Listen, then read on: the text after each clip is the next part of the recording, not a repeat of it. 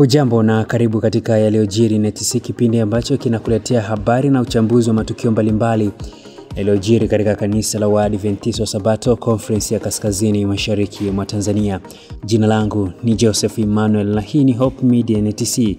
Miongoni mwa yaliyojiri NETC juma hili: kanisa la Waadventista wa Sabato limegawanya rasmi field mpya kutoka kwenye conference mbalimbali katika Union Conference ya Kaskazini mwa Tanzania.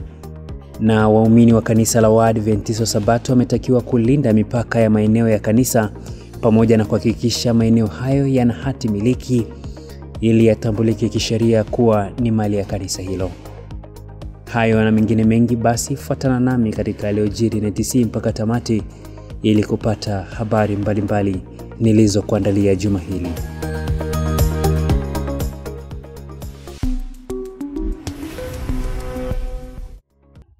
Na sasa nikupitishe katika taarifa nilizokuandalia juma hili katika yaliyojiri NETC. Kanisa la Waadventista wa Sabato limegawanya rasmi field mpya kutoka kwenye conference mbalimbali katika Union Conference ya Kaskazini mwa Tanzania.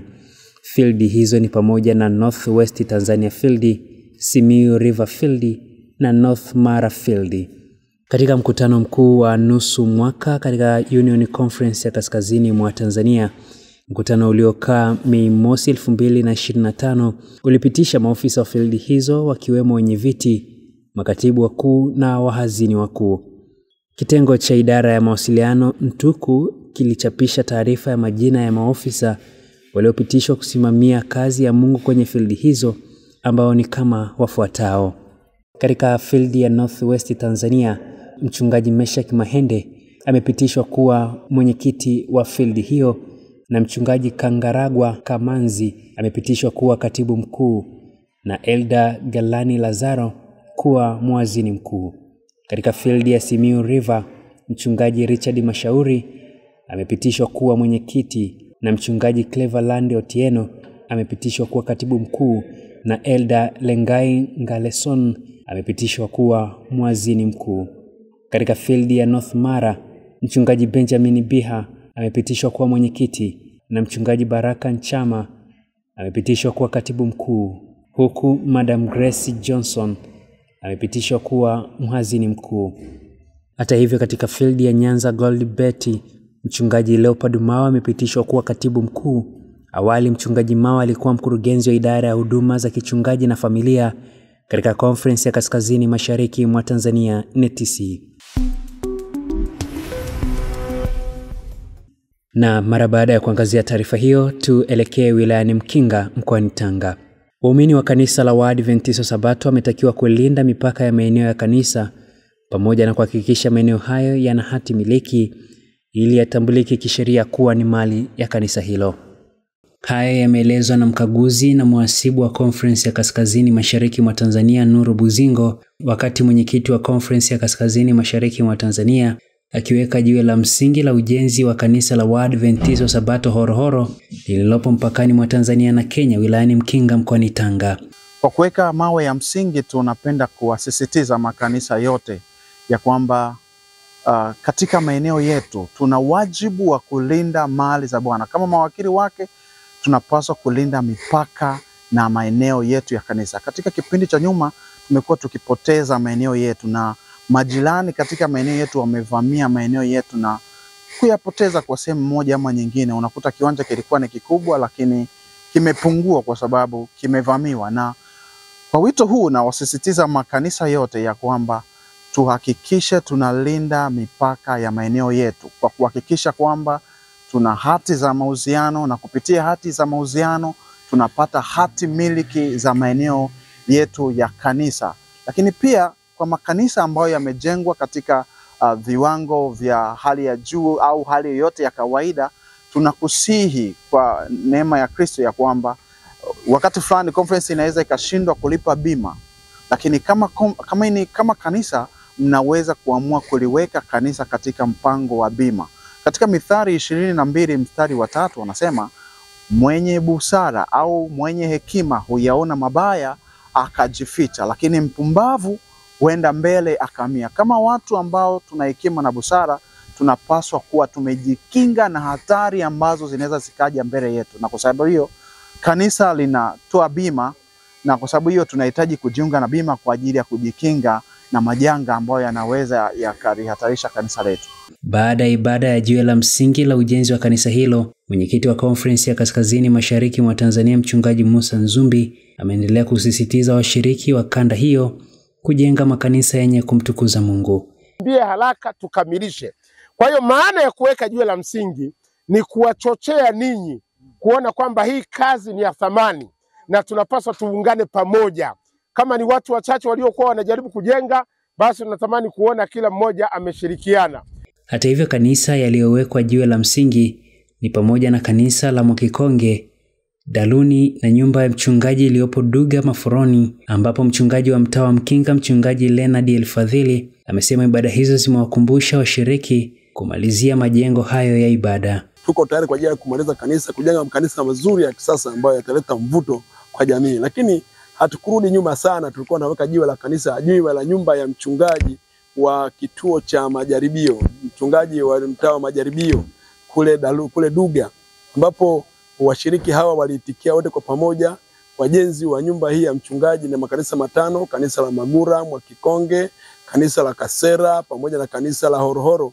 Wamekuwa ni mbaraka mkubwa sana, na tunatamani kwamba ikiwezekana baada ya muda mfupi tu ujao ile nyumba iishe, mtumishi wangu apate kukapale. Kwa sababu tajiri wetu yuko hapo, tuna imani ya kuwa atatuonyesha njia ya kuweza kupata hela za kuendeleza jengo lile hadi liishi. Mara baada ya kuangazia taarifa kutoka wilayani Mkinga mkoani Tanga, turejee wilayani Same mkoani Kilimanjaro. Vijana wa kanisa la Waadventista Sabato wamehimizwa kuishi maisha yanayompendeza Mungu hata wangali mbali na familia zao, huku wakitakiwa kuwa waaminifu kwa Mungu. Wito huo umetolewa na mratibu idara ya vijana kanda ya Same, kiongozi mkuu Elia Morris, kwenye kongamano la idara ya vijana katika kanisa la Waadventista Sabato mtaa wa Bethlehem wilayani Same mkoani Kilimanjaro. Tumewakumbusha vijana kutembea na Mungu. Mara nyingi vijana wa Adventista, vijana wasio Adventista, kulingana na imani yake, wanapotoka katika mazingira ya nyumbani, wanamwacha Mungu. Wanakwenda kutafuta maisha, wanatafuta fedha, wanakimbia huku na kule. Wanaacha imani nyumbani, na wanaporudi ndipo wanapokutana na imani. Niwatie moyo vijana wa kanisa la Waadventista Sabato. Unapojiunga katika idara hii ya vijana, itakupatia nguvu na masomo yatakayokufanya utembee na Mungu popote utakapokuwa katika ulimwengu huu. Kamwe hutashawishika kumwacha Mungu, kwa sababu moyo wako utakuwa umepandikizwa kumtegemea Mungu, kumtumaini Mungu katika kila hatua. Ninawatia moyo vijana wenzangu, jaribu kukaa miguuni mwa Yesu muda wote. Mahali popote ulipo, chagua kuwa na Mungu, na nikutie moyo kujiunga na idara ya vijana. Ninashukuru sana kwa wale ambao wanajitoa kwa huduma ya Mungu, na leo tunashuhudia vijana wengi ambao wanafanya huduma katika kanisa la Mungu kwa namna ambao Mungu amewapatia kibali na nafasi ya kufanya hivyo. Kwa upande wao, vijana wa kanisa la Waadventista Sabato akiwemo Pendo Julius wamesema sababu za vijana wengi kuishi maisha yasiyo na maadili wakiwa mbali na nyumbani ni mapokeo wanayoyapata kwenye maeneo wanayoyaishi, huku vijana wakitakiwa kushikilia imani waliopewa na wazazi. Kwa vijana wengi wamekuwa wakifuata imani kwa sababu tu ya aidha kuogopa wazazi, ama kwa sababu wazazi wamekuwa ni wakali, na kwa sababu ya ukaribu wa pale inabidi kufuata. Ila wanapokuwa nje unakuta ni sehemu ambapo wanapokuwa na uhuru. Kwa sisi ambao tuko vioni, ni sehemu ambapo kunakuwa na uhuru, unlimited freedom, kwamba hakuna kukubugu, yani unafanya unachotaka. Lakini pia wito kwa sisi vijana, sisi kuwa nje ya majumbani mwetu sio sababu ya kuacha imani zetu. Kwamba tunapokuwa mbali kama Yusufu ambavyo alikuwa mbali lakini watu waliona ukuu wa Mungu kupitia maisha yake, inatakiwa sisi pia kama Adventista Sabato tuwe nuru kwa wengine.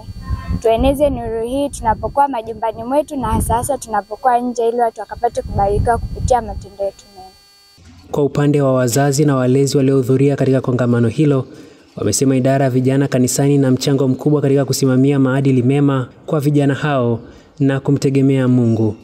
Mzazi wote aonekane ni mzazi wa mtoto huyu, asipasiwe na ubaguzi kwamba huyu ni mtoto wa fulani, huyu mtoto ni wa fulani, lakini tuwe na umoja kwamba watoto ni wa kwetu wote wazazi, ndio tutakapoweza kufaulu. Kuwapatia watoto elimu ambayo ni bora, kwa sababu tukianza kujifunza kuanzia majumbani kwetu, alafu tena ile elimu tukaja tukaipeleka kanisani katika idara zetu, ni elimu ambayo inawasaidia sana watoto wetu kuweza kukua kiroho, lakini pia inawasaidia wale watoto kuwajenga kiimani zaidi. Naye kiongozi wa idara ya vijana mtaa wa Bethlehemu amesema lengo la kongamano hilo ni kuwakumbusha vijana kuwa waaminifu kwa Mungu na kusisitiza mafunzo ya idara hiyo ya vijana. Biblia inasema mlee mtoto katika njia impasayo, naye hataisahau hata atakapokuwa mzee. Na pia katika mafundisho ya idara ya vijana anasema vijana wanapaswa kuwa watii kwa wazazi wao. Na hivyo tunategemea kwamba katika kongamano hili vijana watakuwa na adabu, kwa sababu watakuwa na utii na miishilio yao itakuwa ni mizuri na kanisa litakuwa na maendeleo mazuri. Na tuhitimishe makala hii ya yaliyojiri NTC juma hili na taarifa kutoka Korogwe mkoani Tanga. Watu 5 wamebatizwa katika kanisa la Waadventista Sabato, ikiwa ni matokeo ya kazi ya uinjilisti iliyofanywa na wenza wa wachungaji katika eneo la Lutindi wilayani Korogwe mkoani Tanga. Wenza wa wachungaji katika conference ya kaskazini mashariki mwa Tanzania huwa na desturi ya kufanya uinjilisti katika maeneo mapya, ambapo katika mpango huo walifika na kuweka mwinjilisti katika eneo la Lutindi na kufanya uinjilisti wa nyumba kwa nyumba na mafundisho mbalimbali ya Biblia. Kwa neema ya Mungu tulipojipanga kwa ajili ya kufanya kazi ya uinjilisti kwenye eneo jipya, tulimuomba Mungu kwamba apate kutusaidia, na Mungu akatubariki kwa kile tulichokuwa nacho, na tukatafuta muinjilisti. Mchungaji wa mtaa tusaidia kutafuta muinjilisti na akaenda kule Lutindi. Kwa kweli akafanya kazi na sisi. Kwa mara ya kwanza tulienda pia kuona eneo la kazi na kuona jinsi kazi ilivyo. Haikuwa rahisi sana, lakini kwa neema ya Mungu kama wenzi wa wachungaji tulichukua nafasi ya kuingia nyumba kwa nyumba na kugawa vitabu. Kwa hiyo kwa neema ya Mungu tumefurahi katika siku ya leo kwamba tumeona mkono wa Mungu na jinsi Roho Mtakatifu alivyofanya kazi. Mwakilishi wa viongozi wa wenza wa wachungaji katika konferensi hiyo, Upendo Mshahara, amesema vijiji 5 katika eneo la Lutindi vimefikiwa, ambapo zaidi ya kaya 315 zimefikiwa na mafundisho ya Biblia na maombi. Kwenda kufanya kazi pale Lutindi, na Mungu amemjalia sana, amefika katika vijiji 5, na katika vijiji hivyo ametembelea nyumba 315, na zaidi sana amekutana na watu wa aina tofauti tofauti, na mji ule wa Lutindi watu wako tayari kumpokea Yesu kama Bwana na Mwokozi wa maisha yao. Rebecca Steven ni miongoni mwa waliopokea mafundisho ya Biblia na kubatizwa, ambapo baada ya kufahamu ukweli alimshirikisha mama yake na mtoto wake na wote walibatizwa. Nimekulia hapo, nimesomea hapo kwa muda mrefu. Sikuwa nikiabudu mahali popote. Nilikuwepo tu nyumbani nikiendelea na shughuli zangu. Kwa ukweli sikuwa nikiamini chochote. Walinifuata watumishi wengi kunishawishi, lakini sikuwa na imani ya kupokea. Ni imara tu. Ilikuwa ni mwaka jana mwezi wa 12 alipokuja mwinjilisti, alikuwa akipita nyumbani kwetu akielekea safari. Baada ya kujitambulisha, basi nilijisikia mguso. Ukweli nilipokea mara, na kuanzia hapo nikaanza kwenda ibada, nikapokea kwa nia moja. Ukweli sikukata tamaa wala kurudi nyuma. Niliendelea hivyo, nikaendelea kujifunza naye kwa kina na kutaka kujua mengi. Na baada ya kupokea, nilimwambia mwinjilisti akamshuhudia na mama yangu. Naye mama kupitia mimi ameamini na amepokea, na hii leo nimebatizwa na mama yangu mzazi pamoja na binti yangu. Akizungumza baada ya ibada ya ubatizo huo, mwinjilisti wa eneo hilo Amani Elisante ameeleza uzoefu wake katika kazi ya Mungu katika eneo la Lutindi, huku mzee wa kanisa la Waadventista Sabato mjini kati linalosimamia eneo hilo la Lutindi amesema wana mpango wa kujenga kanisa katika eneo hilo. Nimefika katika eneo la Lutindi, eneo hili ambalo halikuwa na msabato kabisa, lakini nilianza kuingia nyumba kwa nyumba, nikitengeneza urafiki, nikichangamana pamoja nao, na hatimaye wale watu wa Mungu ni kwamba ni wakarimu. Wanapokea, na nimeanza kupata mtu mmoja ambaye nilianza naye na nikaendelea kufanya uinjilisti, kuingia tena hivyo hivyo, basi nikabarikiwa, nikawa na wabatizwa kama 11 hivi. Sasa kwa sababu uenzi wa wachungaji wameasisi kazi maeneo yale, sasa tunaelekeza nguvu zote katika eneo lile. Na taarifa hii inatufikisha tamati mwa yaliyojiri NETC juma hili. Kwa niaba ya wote waliofanikisha matangazo haya, mimi ni Joseph Emmanuel. Unaweza kutembelea mitandao yetu ya kijamii kama Facebook, Instagram na YouTube kwa jina la North East Tanzania Conference. Vile vile unaweza kulike, kushare na kusubscribe kwa kupata taarifa mbalimbali zinazojiri katika conference ya NETC. Asante na nikutakie baraka za Bwana. Panapo majaliwa tukutane juma lijalo.